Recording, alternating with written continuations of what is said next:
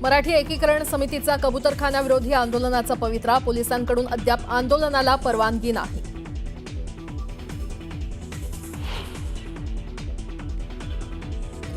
कबूतरखान्याच्या मुद्द्यावर आज मुंबई हायकोर्टात महत्त्वाची सुनावणी. तज्ज्ञ डॉक्टरांचा समावेश असलेली समिती देणार अहवाल. कोर्ट काय निर्णय देणार याकडे लक्ष.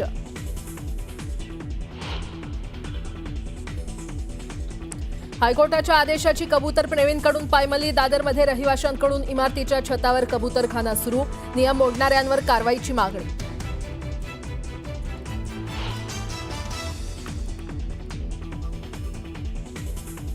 मुख्यमंत्री देवेंद्र फडणवीसांच्या उपस्थितीत सह्याद्रीवर बैठकांचा धडाका.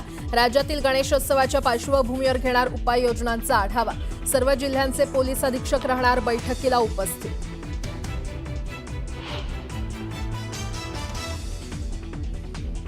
लोकसभेमध्ये सुद्धा त्यांनी आपली इथली जागा कुठली उत्तर पश्चिम अमोलची ही चोरलीच. उद्धव ठाकरेंचा पुन्हा एकदा एकनाथ शिंदेंवर हल्लाबोल. अमोल कीर्तीकरांची मुंबई उत्तर पश्चिमची जागा चोरल्याची टीका.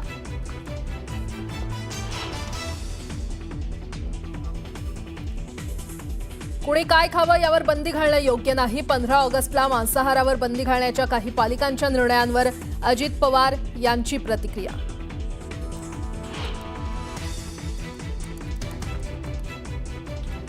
5 वर्षांनंतर भारत आणि चीन दरम्यान सुरू होऊ शकते थेट विमान सेवा. पंतप्रधान मोदींच्या चीन दौऱ्यापूर्वी दोन्ही देशांमधील चर्चा अंतिम टप्प्यात.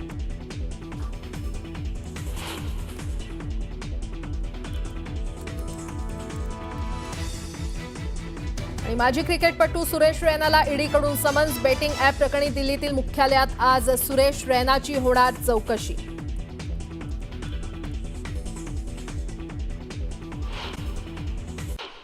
तुळजाभवानी मंदिराबाहेर जितेंद्र आव्हाड यांचे कार्यकर्ते आणि भाजपचे कार्यकर्ते आमनेसामने आले. भाजप कार्यकर्त्यांनी जितेंद्र आव्हाड यांच्या विरोधात तीव्र घोषणाबाजी केली. भाजप कार्यकर्त्यांनी जितेंद्र आव्हाड यांची कार अडवली.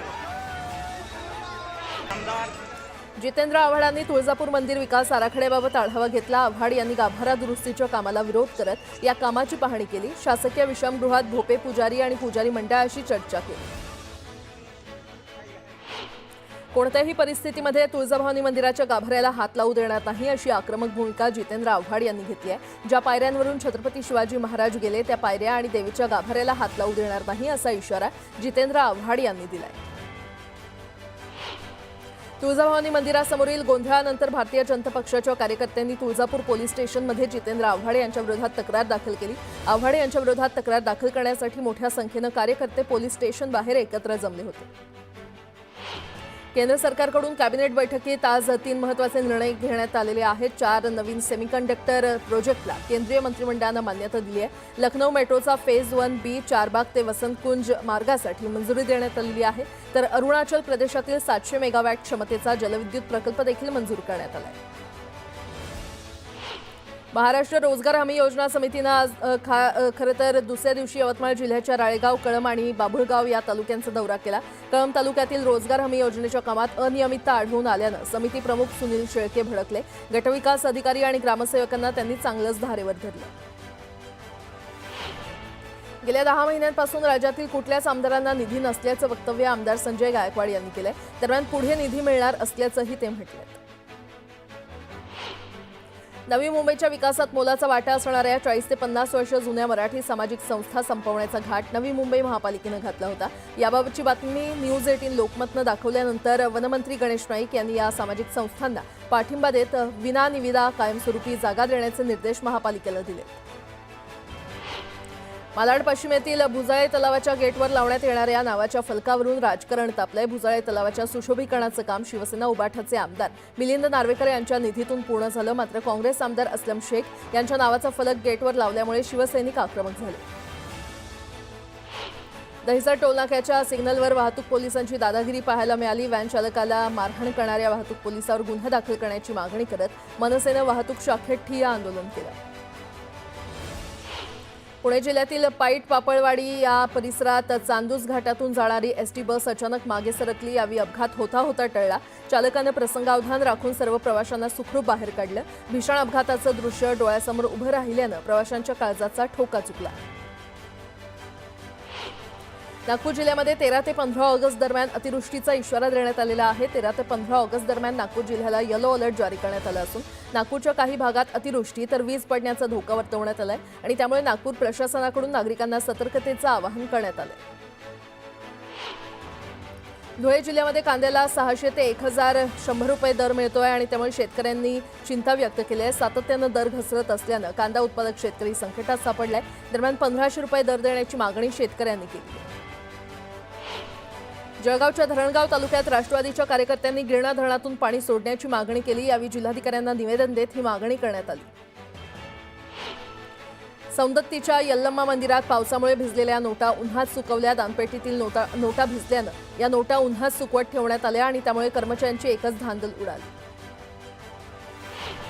धुळ्यामध्ये धर्मांतरणाचा बनाव करून दुसरं लग्न करणाऱ्या पोलीस कर्मचाऱ्याला पोलीस दलातून बडतर्फ करण्यात आलेला आहे. धुळे जिल्ह्यात खोटं धर्मांतरण केल्याच्या आरोपात बडतर्फ केल्याची ही पहिलीच कारवाई आहे. इंदापूरमध्ये कर्कश आवाज करणाऱ्या बुलेटधारकांवर कारवाई करण्यात येणार आहे. कर्कश आवाज आणि नियमांचं उल्लंघन करणाऱ्यांवर कारवाई करण्याचा इशारा पोलिसांनी दिलाय. आता एक मोठी बातमी. आदित्य ठाकरेंनी पुन्हा एकदा मनसे आणि उद्धव ठाकरेंच्या शिवसेनेच्या युतीबाबत संकेत दिलेले आहेत. महाराष्ट्राच्या मनात जे आहे ते नक्की होईल असं सूचक विधान केल्यामुळे पुन्हा मनसे आणि ठाकरेंच्या शिवसेनेच्या युतीच्या चर्चा सुरू झालेल्या आहेत. ते मुंबईमध्ये बोलत होते. यावेळी ठाकरे बंधूंच्या युतीवर महाविकास आघाडीतील नेतेही सकारात्मक असल्यासंदर्भात पत्रकारांनी आदित्य ठाकरेंना विचारलं. यावर आदित्य ठाकरे यांनी काय उत्तर दिलंय ऐकूया.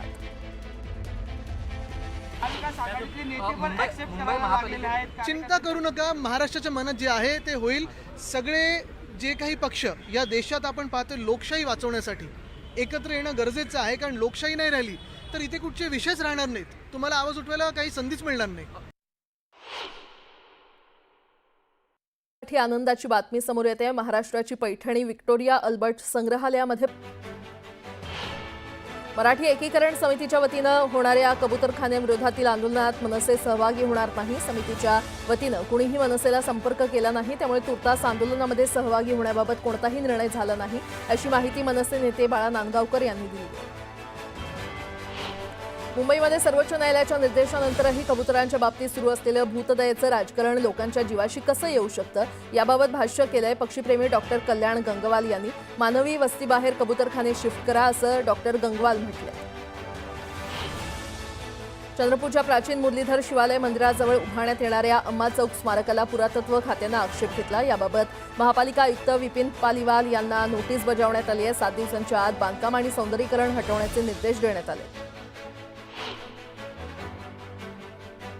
चंद्रपूर जिल्हा प्रशासनानं ठाकरेंच्या शिवसेनेचे जिल्हाप्रमुख विक्रांत सहारेला तडीपार घोषित केलंय. विक्रांत सहारेवर गंभीर स्वरूपाचे 6 गुन्हे दाखल असल्यानं ही कारवाई करण्यात आली आहे.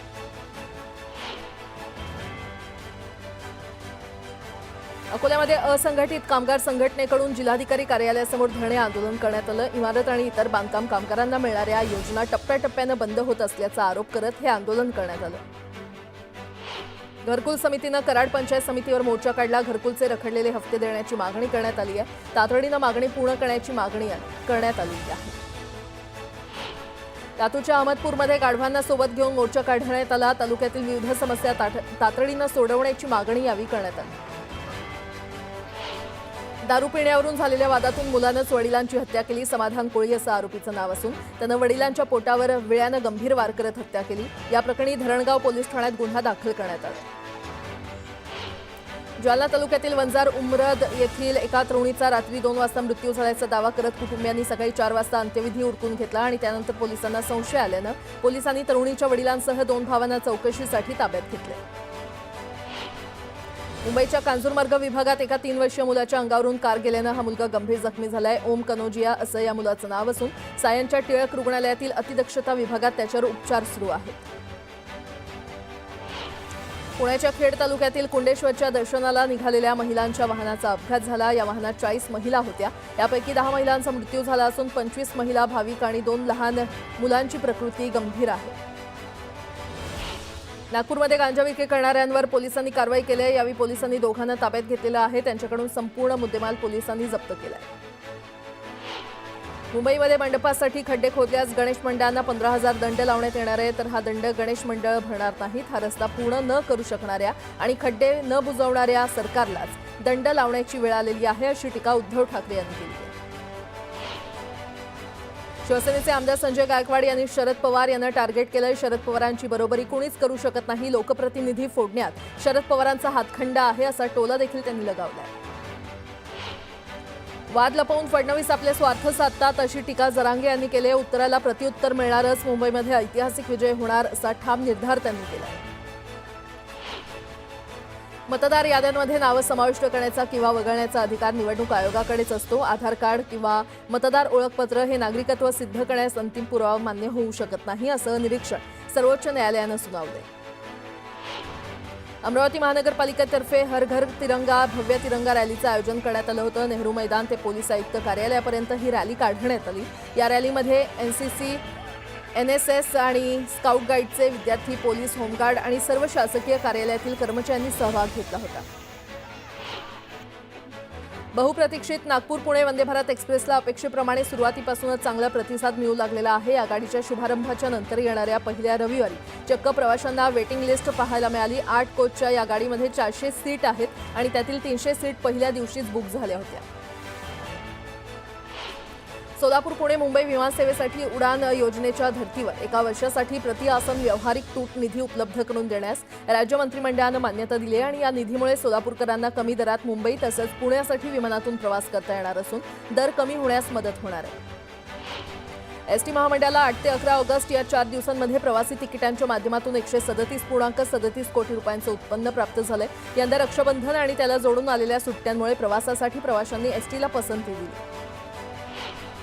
मध्य आणि पश्चिम रेल्वे कॉरिडॉरवरील 39 उपनगरीय रेल्वे स्थानकं आणि 34 मेट्रो स्थानकांच्या MMI योजनेसाठी नियोजन सुरू आहे. तर यासाठी विशेष समिती स्थापन झाली असून उपनगरीय आणि मेट्रो स्थानकातील कनेक्टिव्हिटी सुधारण्यासाठी सर्वेक्षण केलं जाणार आहे. 2024-25 मध्ये बनावट आणि भेसळयुक्त दुधाशी संबंधित 8,815 प्रकरणांमध्ये 36.72 कोटी रुपयांचा दंड ठोठावण्यात आलाय, जो मागील आर्थिक वर्षाच्या तुलनेमध्ये अधिक आहे. वसई तालुक्यातील नायगाव येथे थरकाप उडवून देणारी धक्कादायक घटना मीरा भाईंदर वसई विरार आयुक्तालयामध्ये घडलेली आहे. पोलिसांनी एका सेक्स रॅकेटचा पर्दाफाश केला असून यामध्ये आतापर्यंत 12 आरोपींना अटक करण्यात आलेली आहे. त्यात काही महिलांचा सुद्धा समावेश आहे.